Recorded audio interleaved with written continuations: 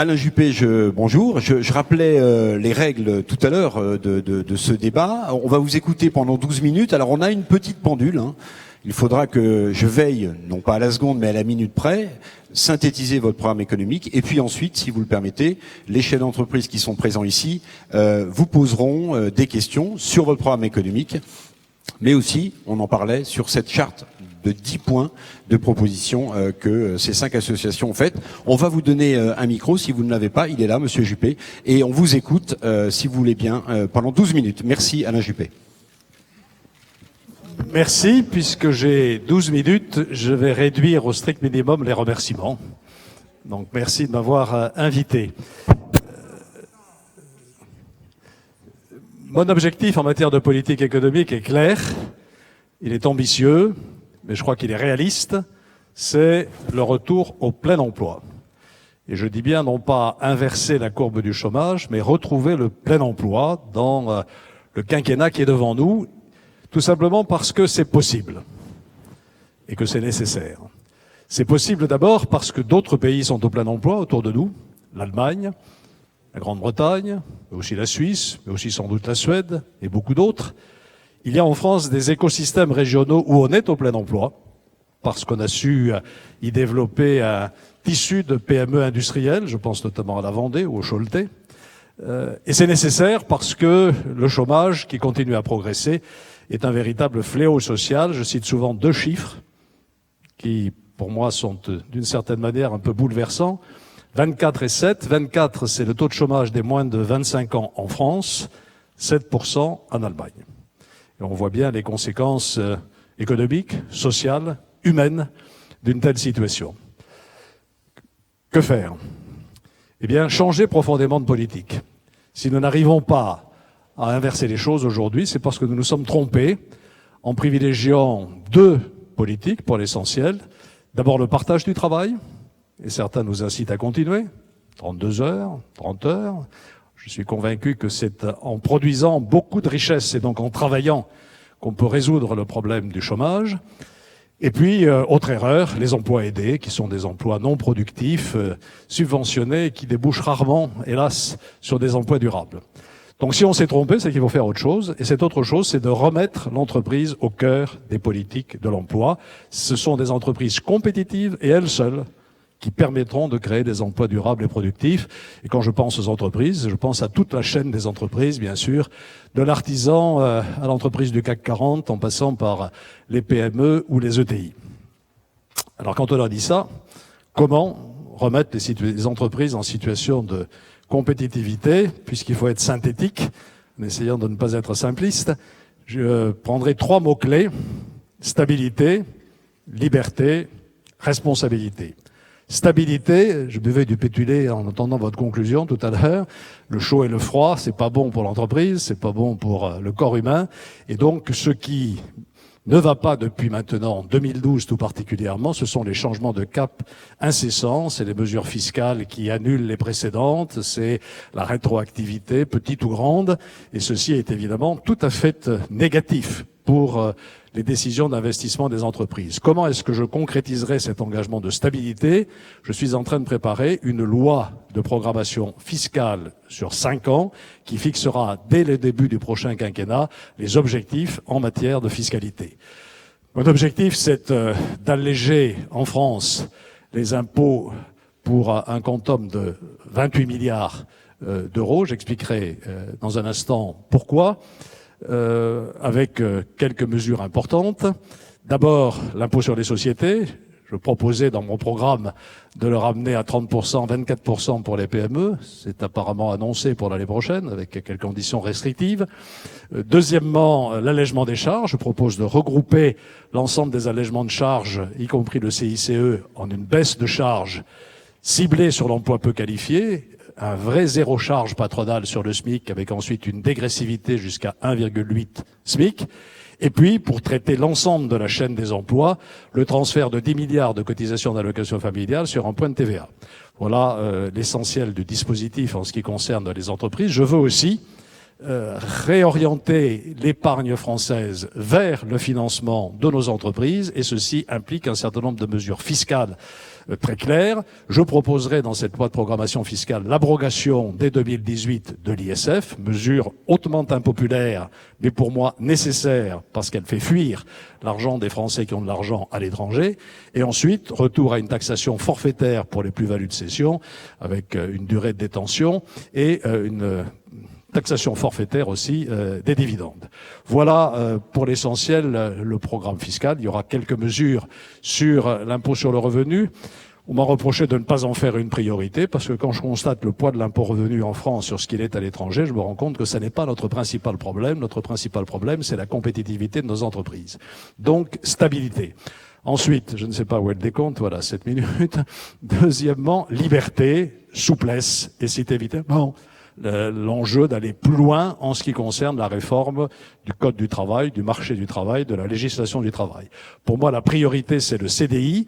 J'ai bien réfléchi à l'idée d'un contrat de travail unique. Je ne suis pas sûr que ce soit une bonne idée, parce qu'on a besoin aussi de contrats courts, de contrats de mission, de contrats saisonniers.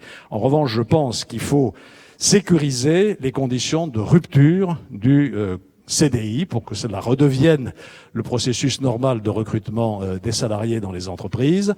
Et pour cela, permettre d'inscrire dans le contrat les motifs de rupture en se référant à des textes législatifs qui ne laisseront pas aux juges la liberté d'apprécier si telle ou telle situation est effectivement de nature à justifier un licenciement économique. D'autres mesures aussi seront nécessaires pour cet assouplissement du droit du travail. Je propose de suspendre pendant 5 ans le franchissement des seuils de 10 et de 50 salariés.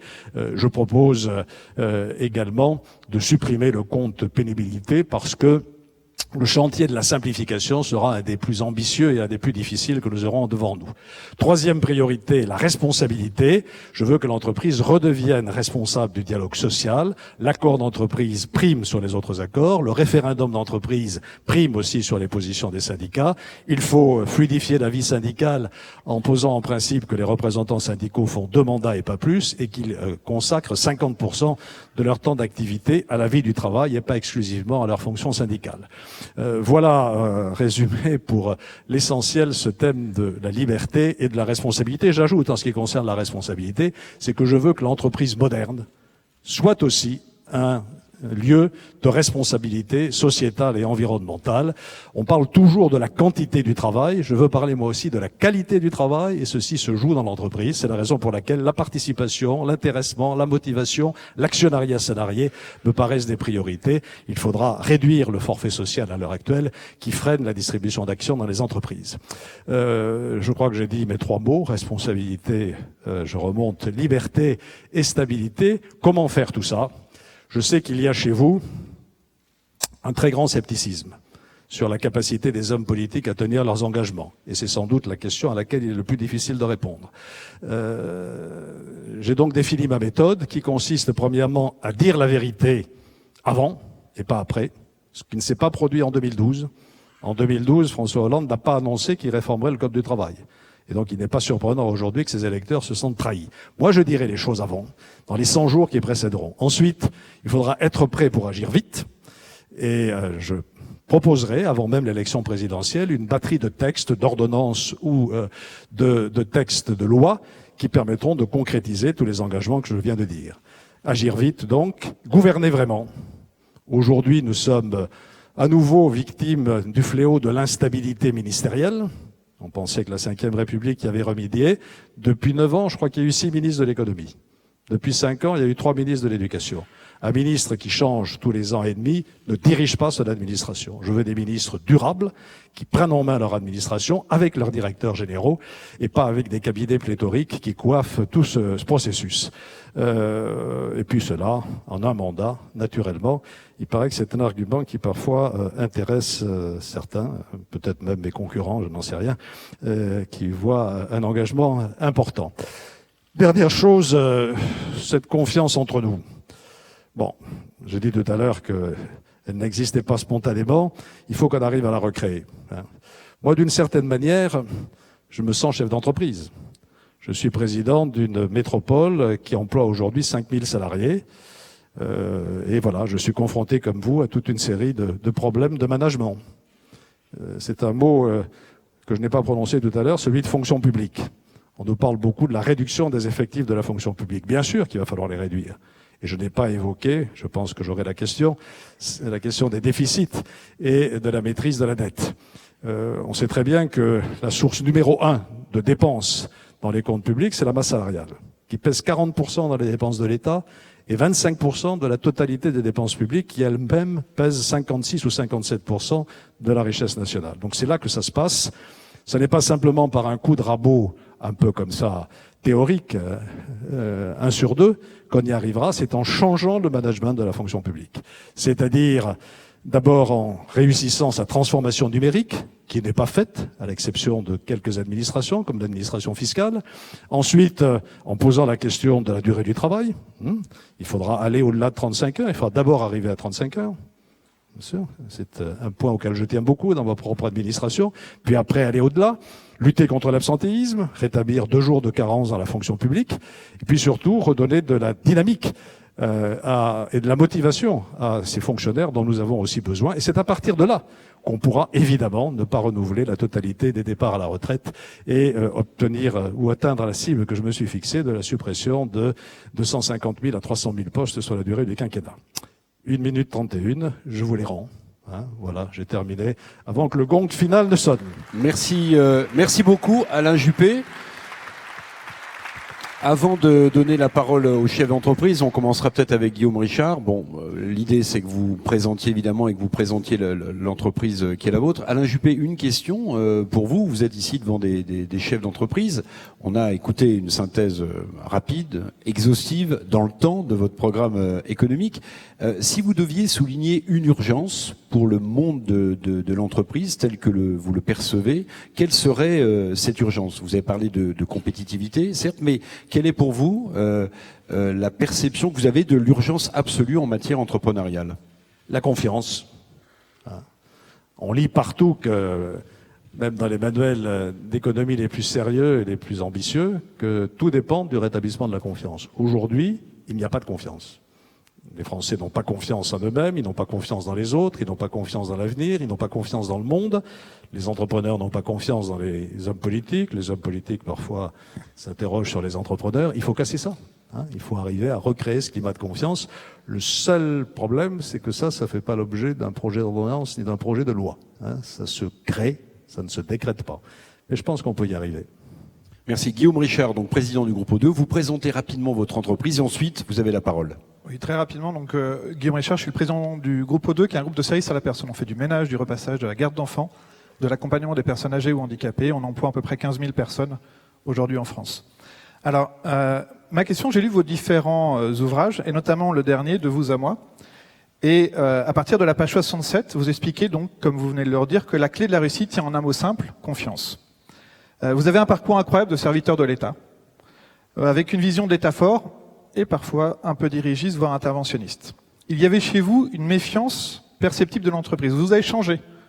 En tout cas, on le sent et on le lit à travers vos différents écrits et vos différents programmes.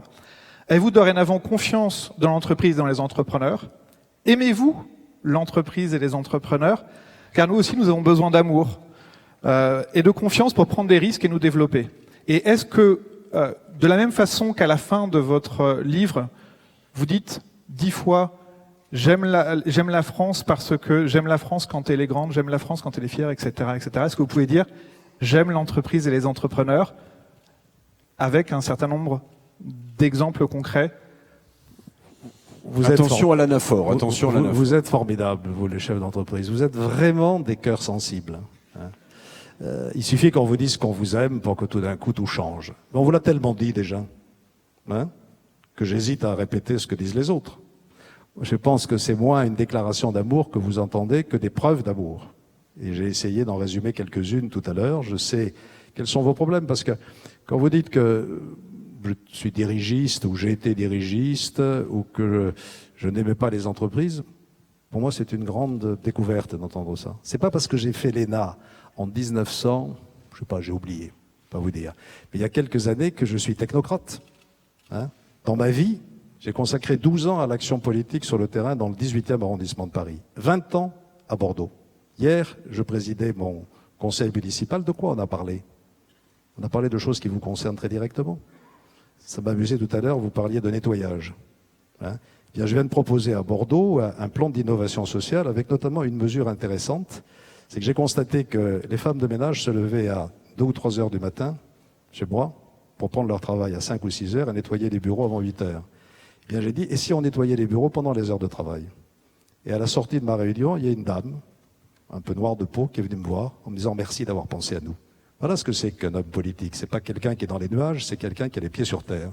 Et voilà pourquoi j'aime les entreprises et j'essaye de leur démontrer. Comme maire de Bordeaux, je ne pense qu'à ça. Je ne pense qu'à vous. Je vous cherche partout. Venez à Bordeaux. Installez-vous à Bordeaux. On va créer les conditions pour venir à Bordeaux. Vous voyez qu'on est loin de vivre dans 2 mondes séparés ou dans 2 mondes différents. Merci. Cyril Zimmermann, président d'Axel. Là aussi, vous présentez. Et puis, vos questions, votre question. Bonjour, Cyril Zimmermann. J'ai créé il y a 20 ans une société qui est une régie publicitaire sur Internet et je dirige l'Axel, qui est une association pour promouvoir la transformation numérique dont les membres sont à la fois des grands groupes, des entreprises de taille intermédiaire et des PME et des startups. Quand on regarde ce qu'est une entreprise, on peut le voir en fait de l'extérieur ou de l'intérieur. De l'intérieur, c'est forcément beaucoup moins intellectuel que de l'extérieur. Et le sujet qui nous préoccupe au sein de l'Axel, c'est la transformation digitale. C'est à la fois une opportunité. McKinsey nous a dit qu'on pouvait créer 100 milliards de richesses d'ici 2020 si on gérait bien cette transition digitale. C'est aussi un risque puisqu'il y a une évolution, il y a une révolution et il y a un certain nombre en fait de menaces qui vont avec si jamais elle n'est pas anticipée. Aujourd'hui, dans votre programme, vous parlez d'accompagner la transformation digitale. Ma première question, c'est est-ce que vous pouvez être plus précis là-dessus ? La deuxième concerne un des aspects de cette transformation digitale qui est le changement du marché du travail. Je ne vais pas parler du contrat unique, mais plutôt de types de collaborations qui sont moins traditionnels, qui sont les collaborateurs occasionnels, qui sont les indépendants. Aujourd'hui, les indépendants représentent un pourcentage très élevé du nombre des personnes en fait qui gagnent leur vie en fait sur le territoire français, qui travaillent en auto-entrepreneur ou avec les entreprises. Ils ont un régime de protection sociale en fait qui est ce qu'il est et ils ont probablement en fait plus de difficultés à établir un emprunt ou à obtenir un logement que s'ils avaient en fait un CDI. Alors que la révolution digitale favorise en fait plus de souplesse et peut-être plus de précarité par rapport à l'aristocratie du CDI, mais finalement une plus forte mobilité, une plus forte fluidité, une plus forte incitation à la formation des compétences, comment faire évoluer ce statut d'indépendant qui est aujourd'hui une sous-catégorie à quelque chose en fait qui est dans la norme et au même niveau que le reste? C'est la question du contrat de travail, peut-être, Alain Juppé, avec l'émergence du digital? Non, c'est vraiment la question des indépendants. D'accord. Pas uniquement. Enfin, la façon dont vous posez le problème est beaucoup plus générale et beaucoup plus globale. C'est toujours un peu frustrant d'essayer d'y répondre en 4 ou 5 minutes. Quand j'ai relancé ma campagne à la fin du mois d'août, je me suis en particulier adressé aux jeunes Français et je leur ai proposé 3 grandes causes à partager avec moi. La première, je la cite au passage parce que j'y tiens beaucoup, et ça concerne les entreprises, c'est l'égalité entre les femmes et les hommes. Pour moi, c'est un marqueur essentiel, y compris en termes politiques, bien sûr. Ensuite, la deuxième cause, c'est d'inventer un nouveau modèle de développement. L'activité humaine est responsable du réchauffement climatique. Pas seule, mais principalement. Et donc, il faut changer de modèle de développement. Et troisièmement, c'est d'être les pionniers de la transformation numérique du monde, dont nous ne voyons que les prémices aujourd'hui et qui va à nouveau nous apporter des changements extraordinaires dans tous les domaines, y compris d'ailleurs, je fais une petite parenthèse encore, dans le domaine de la démocratie, dans l'e-démocratie. Hier à Bordeaux, encore Bordeaux, mais je vis dans ce milieu-là, j'ai lancé une nouvelle application qui s'appelle Bordeaux en poche. Et donc tout citoyen bordelais, désormais, pourra accéder par cette application dans son quartier, puisque c'est une entrée par quartier, d'abord à toutes les informations qui concernent le quartier, et ensuite, il aura la possibilité de réagir en temps réel vis-à-vis de ses élus et de l'administration pour signaler tout ce qui ne va pas dans le quartier. J'ai pris le risque. Et ça va remonter. Voilà. Donc on est en plein engagé dans tout ça et je pense qu'il faut l'envisager sans aucune peur ou sans aucune frilosité. Qu'est-ce que peuvent faire les pouvoirs publics pour accompagner ce mouvement qui est irrépressible et qui va changer le commerce, l'éducation, la santé, la démocratie, etc. D'abord y croire, ne pas avoir peur. Ensuite, créer les conditions pour que ces écosystèmes se développent. Ce gouvernement et ce président, voilà, je vais faire un peu de politique quand même, n'ont pas fait grand-chose de bien depuis 5 ans. French Tech, c'est pas mal. C'est une bonne idée récupérée par beaucoup de gens. Bordeaux et French Tech, et j'ai vu à quel point ça permettait de mettre en réseau ces innombrables entreprises, certaines déjà confirmées comme Cdiscount à Bordeaux, d'autres toutes récentes comme les startups. Donc voilà ce qu'on peut faire. Ensuite, bien sûr, favoriser l'innovation et la recherche. On parlera peut-être du crédit impôt recherche ou du crédit innovation tout à l'heure, c'est le rôle des pouvoirs publics. Soutenir ces écosystèmes à l'exportation. Je le fais dans le cadre de ma ville, où j'accompagne nos startups numériques, par exemple au Québec, qui est un pays extrêmement actif dans ce domaine. Hier encore, je signais un accord avec le maire de Fukuoka, qui est une ville du Japon extrêmement importante, et on va coopérer sur nos startups respectives, et donc promouvoir leurs initiatives à l'international, à l'exportation. Voilà toute une série de choses que nous pouvons faire pour venir en soutien de cette économie numérique. Elle comporte des risques, tout à fait clairs. Deux risques principaux, l'emploi. Personne ne sait aujourd'hui quel sera le bilan suppression et création d'emplois. Je veux être optimiste. Je veux croire à la destruction créatrice. Je pense que ça en créera plus que ça n'en supprimera. Mais il y aura des périodes de transition difficiles. Il y a un autre défi qui nous est lancé, c'est celui de la protection de nos libertés et de nos données personnelles. J'ai dit aux jeunes à Chatou, jouez à fond la carte de la transformation numérique, mais restez-en les maîtres. N'en soyez pas les esclaves. Et il peut y avoir des crainte de ce point de vue-là, le transhumanisme, etc. Je n'ai pas le temps de développer tout ça. Voilà un peu ma vision des choses. Alors, deuxième volet de votre question, le travail indépendant. Il se développe, il se développera. On a des prévisions, on nous dit qu'aux États-Unis, dans quelques années, ce sera la moitié des emplois, je n'en sais rien. Aujourd'hui, l'emploi salarié reste en France 80% ou 90% de l'emploi, mais ces emplois indépendants se développent et il ne faut pas les freiner parce que c'est une chance d'épanouissement pour ceux qui s'y engagent, à condition de respecter un certain nombre de règles. Et moi, je vois deux préoccupations. Premièrement, les conditions d'équité avec les activités traditionnelles. Et je pense à un secteur, encore une fois, je mets la casquette de maire de Bordeaux, qui est celui d'Airbnb. J'ai des hôteliers à Bordeaux, ils sont excellents. Bordeaux a vu ses touristes passer de 2 millions à 6 millions en l'espace de quelques années. Nous sommes extrêmement attractifs. Qu'est-ce qu'ils constatent? Qu'à côté d'eux, il y a non pas des particuliers louant leur logement pour le week-end, mais de véritables entreprises qui se montent, qui achètent des immeubles entiers et qui ne respectent pas les règles du jeu minimum, comme la taxe de séjour en particulier. Donc rétablissons un minimum d'égalité entre, sans trop charger la barque, entre ceux qui pratiquent ce genre d'exercice et puis les activités traditionnelles. Et dernier point, il y a la protection des individus eux-mêmes.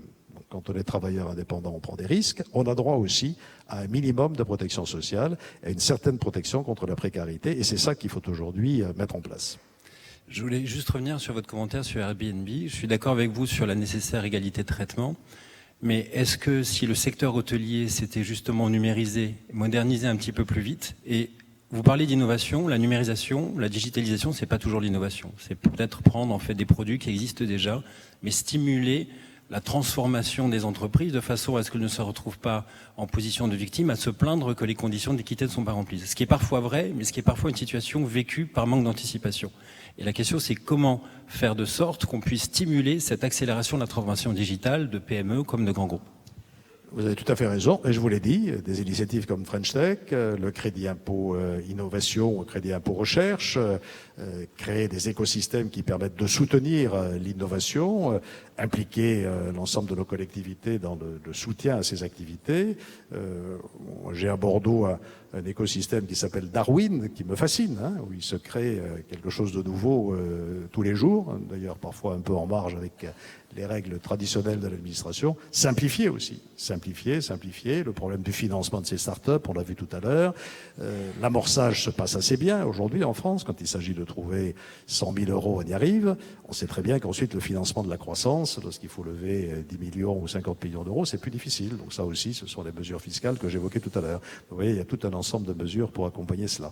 Mais je n'ai pas de peur ni de réticence, je le répète, par rapport à la croissance de ces activités qui vont changer nos vies. Dans l'e-santé, ça va nous apporter des progrès fantastiques. Aujourd'hui, une des solutions pour maîtriser la dépense hospitalière, c'est de développer la chirurgie ambulatoire. On est opéré le matin, on rentre chez soi le soir. Sauf que quand on rentre chez soi le soir, il faut qu'on soit suivi. Et donc la télémédecine et l'e-santé va nous donner des possibilités extraordinaires.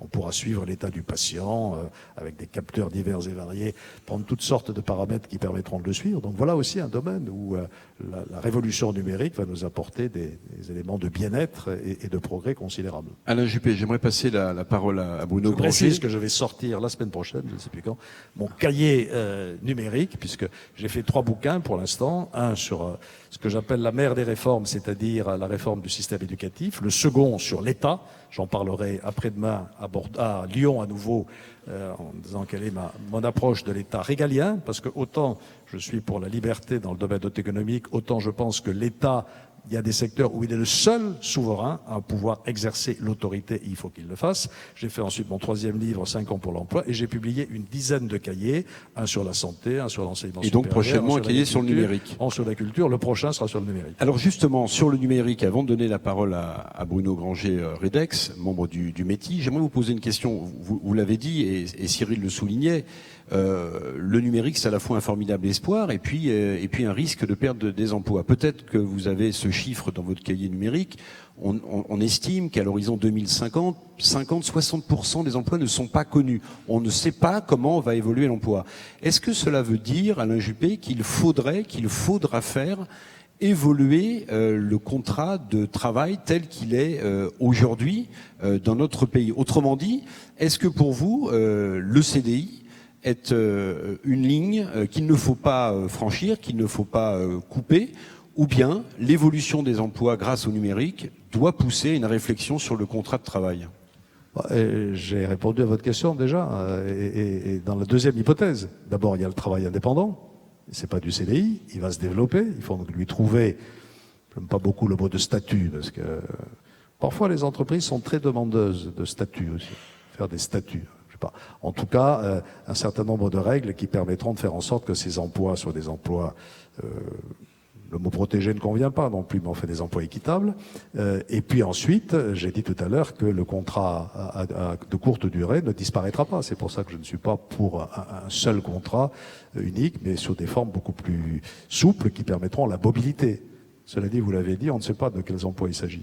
Et voilà, donc il faut garder là-dessus une souplesse et une capacité d'évolution au fil des années. Bruno Grandjean, président de Redex, un mot, que fait votre société? Et ensuite votre question à Alain Juppé. Écoutez, je dirige une ETI, une de ces entreprises qui manquent tant au pays. Vous savez qu'on a 5000 ETI à peu près en France, contre plus de 12 000 en Allemagne. Des entreprises. Entreprises de taille intermédiaire, et une entreprise qui emploie environ 300 personnes, qui est fortement exportatrice, une entreprise de la machine-outil. Un secteur qui a beaucoup souffert, une entreprise typique de l'industrie française, du secteur exposé. Et vous parliez de Darwin, et on a souvent l'impression d'être un petit peu une espèce en voie de disparition ou de mutation dans l'industrie. Et vous parliez de ce besoin d'amour qu'ont les chefs d'entreprise. C'est une réalité. Nous avons besoin d'être compris, entendus, mais nous avons aussi besoin de compétitivité. C'est un des thèmes dont je voudrais vous parler. Notamment dans votre programme, vous mettez en avant des baisses de charges ciblées sur les bas salaires. Or, vous savez que pour bon nombre de nos entreprises exportatrices, nous sommes en phase de montée en gamme, de développement, de conquête de parts de marché, et un des grands déséquilibres de l'économie française, ce sont ces 50 milliards d'euros de déficit du commerce extérieur. Et j'ai du mal à comprendre cette doctrine qui veut d'un côté favoriser des bas salaires et de l'autre nous pousser à aller conquérir des parts de marché à l'exportation.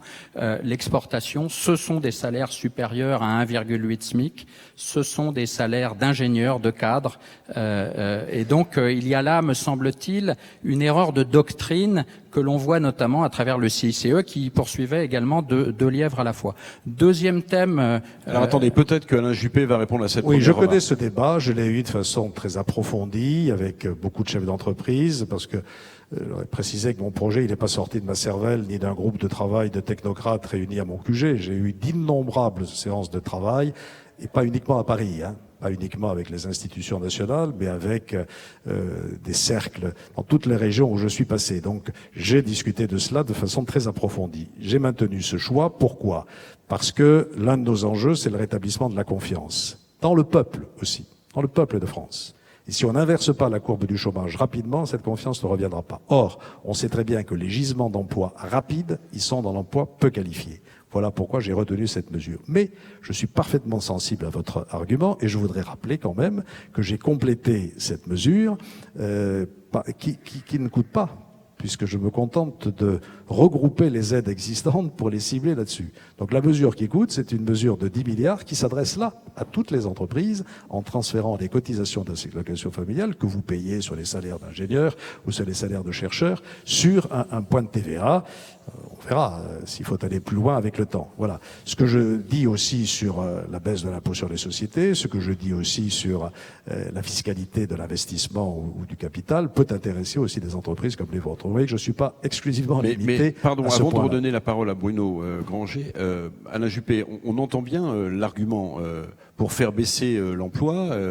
Il faut, pour faire baisser le chômage, il faut aider les salaires finalement les moins élevés. Mais ça fait 20 ans, pardonnez-moi, me semble-t-il, enfin je ne sais pas si vous êtes d'accord avec cette remarque, que tout gouvernement confondu, les baisses de charges se font sur les salaires les plus bas. Et c'est pas pour autant, on l'a vu encore hier, que le chômage s'est réduit dans notre pays. Sauf que ça a marché parfois. 95-96, après Balladur, j'allège les charges sur les bas salaires, j'augmente la TVA de 2 points. Selon l'INSEE, 400 000 emplois ont été créés dans l'année qui a suivi. Donc ça peut marcher. Bruno. Oui, juste un deuxième point qui me préoccupe. J'ai une implantation industrielle forte en région, avec 2 usines dans la région centre, mais également une implantation en Allemagne. Et je vois une sorte de trou noir dans le débat public, un point de fiscalité qui n'est jamais mentionné, c'est que la France taxe la production de ces usines, la production au sein des entreprises à travers la CVAE notamment et un certain nombre de taxes de production ou de taxes sectorielles qui sont des spécificités françaises. Et ce point-là n'apparaît pas dans le débat public. C'est un biais de compétitivité majeur face à nos concurrents. C'est également quelque chose d'anti-économique puisque finalement vous voulez prélever un résultat qui n'est pas encore formé. Vous prélevez à la source finalement avant même d'avoir fait du bénéfice. Et sur ce point-là, j'aimerais bien vous entendre parce que je trouve dommage que ce point ne soit pas porté sur la place publique. La taxe foncière relativement forte, doublée d'un deuxième étage de CFE, puis d'une CVAE, qui sont en fait la reconstitution sous une autre forme de la taxe professionnelle, elle-même issue de la patente. Finalement, on a toujours un impôt d'ancien régime qui subsiste en France. Et il faut savoir pour ceux qui font partie du secteur exposé, c'est-à-dire qu'ils sont en face de confrères espagnols, italiens ou allemands, ce genre de biais de compétitivité a un impact majeur. Voilà, j'aimerais avoir votre avis sur ce point. C'est-à-dire que ça ne sert à rien, peut-être, Alain Juppé, de promettre une baisse de l'IS si, à côté de ça, ça grège des taxes, ce qu'on propose ne sert jamais à rien. Non. J'essaie de résumer la pensée de Bruno Granger. Je comprends cette pensée et j'ai beaucoup discuté cette question avec les chefs d'entreprise et je partage votre sentiment. Le poids des impôts de production est un vrai problème dans notre pays. Je voudrais quand même rappeler que la réforme de la taxe professionnelle a allégé sensiblement le prélèvement fiscal sur l'industrie. Ça, je crois que c'est indéniable. Je crois que sur les services, c'est pas tout à fait le cas, mais sur l'industrie, c'est le cas. Alors, il y a cette question qui est pendante. Vous avez raison de l'aborder. Elle est très importante. Je voudrais simplement recadrer un peu les choses de façon plus générale. C'est Noël bientôt, hein, donc voilà. Donc on va pouvoir faire des tas de promesses. Moi, j'ai un cadrage. Hein. Je veux supprimer le déficit structurel du budget de l'État dans les années qui viennent. Ce déficit structurel est de 2,5%. On sera au total l'année prochaine, avec le déficit conjoncturel, à 3,5. On nous raconte des salades aujourd'hui. On ne sera pas à 2,7 l'année prochaine. On sera à 3,5. Alors j'entends dire qu'il faut s'affranchir de tout ça. C'est pas pour Bruxelles que je dis ça. C'est pour mes enfants. Parce que le déficit, c'est quoi? C'est de la dette. On est à 2000 milliards. C'est une fragilité considérable pour l'économie française. Il suffirait que les taux d'intérêt remontent un petit peu pour que nous explosions en plein vol. Donc je veux maîtriser le déficit, ça fait 2,5 points. Je veux financer, ça fait 50 milliards. Je veux financer 28 milliards de baisse d'impôts. Ça fait à peu près 80 milliards. Et donc, il faut que je fasse 80 à 100 milliards d'économies sur le budget de l'État et des collectivités dans les années qui viennent. On me dit que c'est pas assez. Bon. Eh bien, moi je pense que c'est réaliste. Je ne vais pas faire des promesses inconsidérées. Je pense qu'il faut proposer des choses qu'on est sûr de réaliser ou qu'on a de bonnes chances de réaliser. Je pense que ce quantum est à la fois audacieux. Ça va demander beaucoup de mesures. Si, c'est audacieux. C'est audacieux.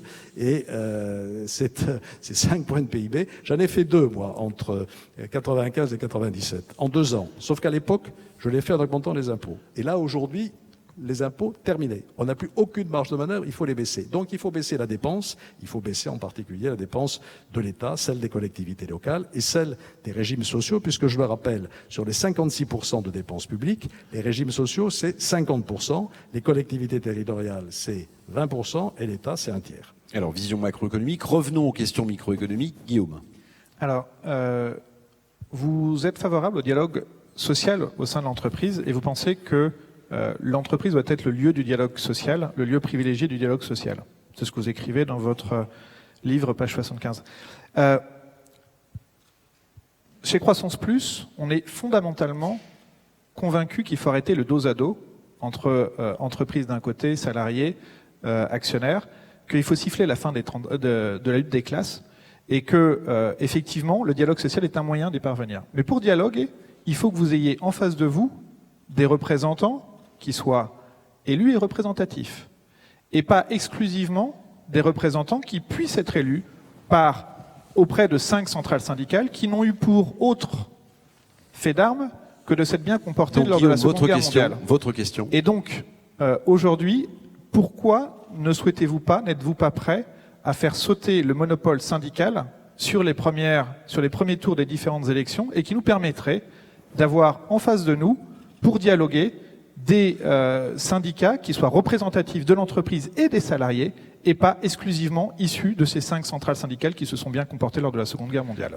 D'abord, permettez-moi de faire remarquer que ce critère de la Seconde Guerre mondiale, il a été abandonné, hein, et qu'il y a une réforme qui a été faite et qu'aujourd'hui la représentativité ne s'apprécie pas là-dessus. Il a fallu du temps pour changer le système, mais il a été changé.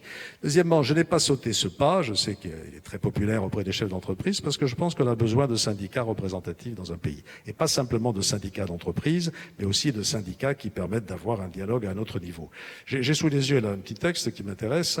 Accord d'entreprise.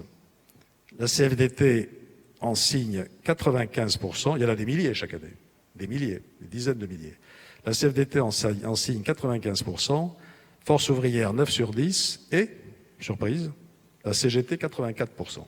Donc voilà, c'est pas pour prendre la défense de telle ou telle organisation syndicale, mais on a besoin de syndicats dans un pays, et je pense que si on laisse la liberté totale de présentation au premier tour, on va atomiser complètement la représentation syndicale dans notre pays, et que ce sera peut-être quelque chose qui comportera plus d'inconvénients que d'avantages. C'est pour ça que j'ai proposé de donner à l'accord d'entreprise priorité sur les autres accords, c'est déjà un élément très important. C'est la raison pour laquelle j'ai fait 2 propositions pour essayer de revivifier un peu la représentation syndicale. Donc pas plus de 2 mandats pour les représentants du personnel et obligation de consacrer la moitié de son temps au travail effectif dans l'entreprise. Je pense que c'est de nature à faire évoluer la représentation syndicale. Très bien, mais c'est exactement comme dans la vie publique. Aujourd'hui, ça ne serait pas en limitant la possibilité d'avoir que 3 ou 4 grands partis politiques qu'on crée de la démocratie dans la vie publique.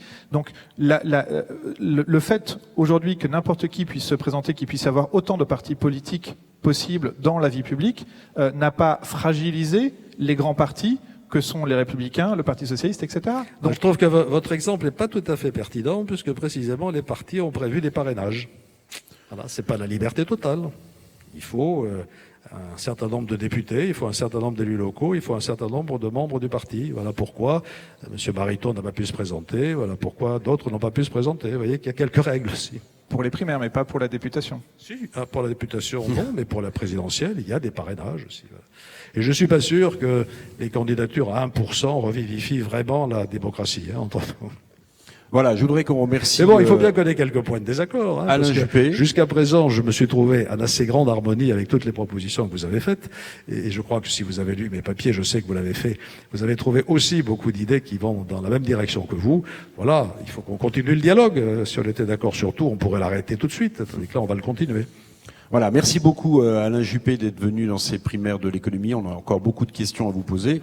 Et évidemment, on ne manquera pas de le faire. Merci beaucoup Alain Juppé d'être passé par la Maison de la Chimie.